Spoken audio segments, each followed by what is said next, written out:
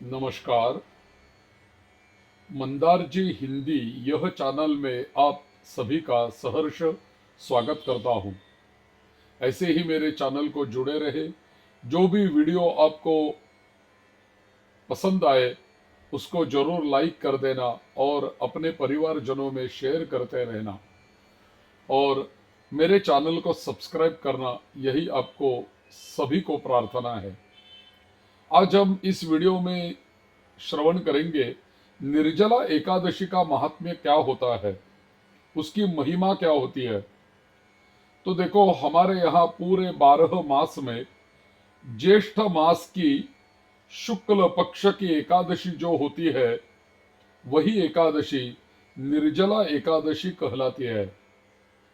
अन्य महीनों की एकादशी को हम फलाहार कर सकते हैं या तो फलाहार किया जाता है, लेकिन अन्य महीनों की एकादशी को फलाहार किया जाता है, परंतु इस एकादशी को फल तो क्या, जल भी ग्रहण नहीं किया जाता। यह एकादशी ग्रीष्म ऋतु में बड़े कष्ट और तपस्या से की जाती है।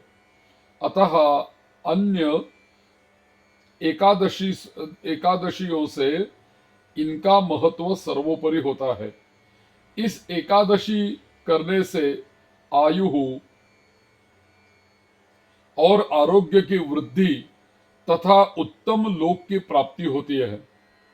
महाभारत के अनुसार अधिक मास सहित एक वर्ष की 2600 एकादशियां न की जा सके तो केवल निर्जला एकादशी का ही व्रत कर लेने से पूरा हमें फल प्राप्त हो जाता है।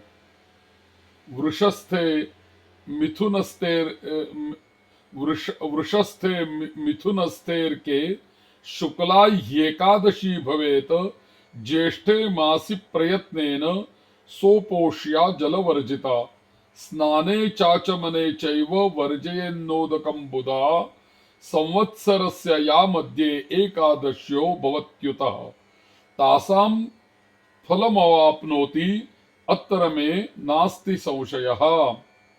यानी निर्जला व्रत करने को अपवित्र अवस्था में आचमन के सिवा बिंदु मात्र भी जल ग्रहण नहीं करना चाहिए। यदि किसी प्रकार जल उपयोग में ले लिया जाए तो व्रत का भंग हो जाता है। निर्जला एकादशी को संपूर्ण दिन रात निर्जल व्रत रहकर द्वादशी को प्रातः स्नान करना चाहिए तथा देव देवेश्वर भगवान विष्णु का पूजन करना चाहिए।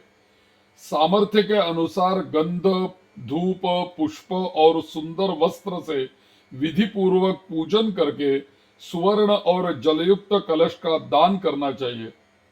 कलश का दान करते समय देव देव ऋषिकेश संसारार्णवतारक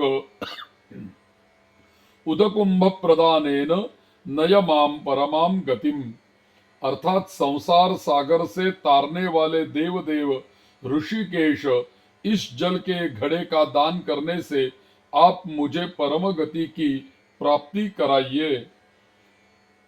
इसके अनंतर व्रत का पारायण कर प्रसाद ग्रहण करना चाहिए।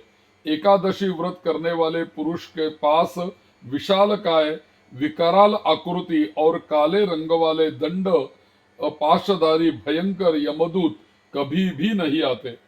अंत काल में पीतांबरधारी, सौम्य स्वभाव वाले, हाथ में सुदर्शन धारण करने वाले और मन के समान वेगशाली विष्णुदूत आकर इस वैष्णव पुरुष को भगवान विष्णु के धाम में ले जाते हैं। अतः निर्जला एकादशी को पूर्ण यत्न करके उपवास करना ही चाहिए।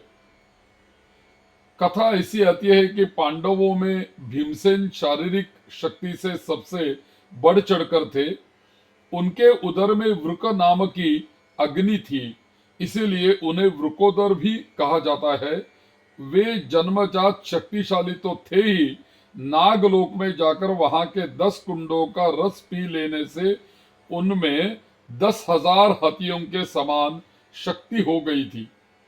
इस रसपान के प्रभाव से उनकी भोजन पचाने की क्षमता और भूख भी बढ़ गई थी। सभी पांडव तथा द्रौपदी एकादशियों का व्रत करते थे, परंतु भीम के लिए एकादशी व्रत दुष्कर थे। अतः व्यास जी ने उनसे ज्येष्ठ मास के शुक्ल पक्ष की एकादशी का व्रत निर्जल रहते हुए करने को भीमसेन जी को कहा, तथा बताया कि इसके प्रभाव से तुम्हें वर्ष भर की एकादशियों के बराबर फल प्राप्त होगा। व्यास जी के आदेशानुसार भीमसेन ने इस एकादशी का व्रत किया, इसीलिए यह एकादशी भीमसेनी एकादशी के नाम से भी जानी जाती है। तो अवश्यमेव इस एकादशी का व्रत हमें करना चाहिए। और बाकी एकादशियों को हम फलाहार कर सकते हैं, पानी पी सकते हैं, लेकिन इस एकादशी का महत्व यही है कि इस एकादशी के दिन हम बिल्कुल जलपान नहीं कर सकते, और पूरे दिन और रात में भी जलपान नहीं कर सकते। और अगले दिन यानी द्वादशी के दिन विष्णु जी की पूजा करके इस व्रत की हम समाप्ति कर सकते हैं। देखो, पूरे संवत्सर में जितनी भी एकादशी आती है, सभी एकादशियों का फल केवल निर्जला एकादशी करने से हमें प्राप्त हो सकता है। तो यह एकादशी यदि अधिक मास में आएगी तो उसका बड़ा ही महत्व है, क्योंकि अधिक मास तो पुरुषोत्तम मास है, यानी विष्णु जी का ही यह मास है। तो इसमें यदि एकादशी यह आएगी और हम व्रत रखेंगे तो उसका हमें बहुत सारा लाभ मिल सकता है। तो नारायण जी, विष्णु जी की कृपा प्राप्त करने के लिए, देव देवेश्वर श्री महाविष्णु की कृपा संपादन करने के लिए और मुक्ति पाने के लिए अवश्य निर्जला एकादशी व्रत करें। नमो नारायणाय, नमो नारायणाय।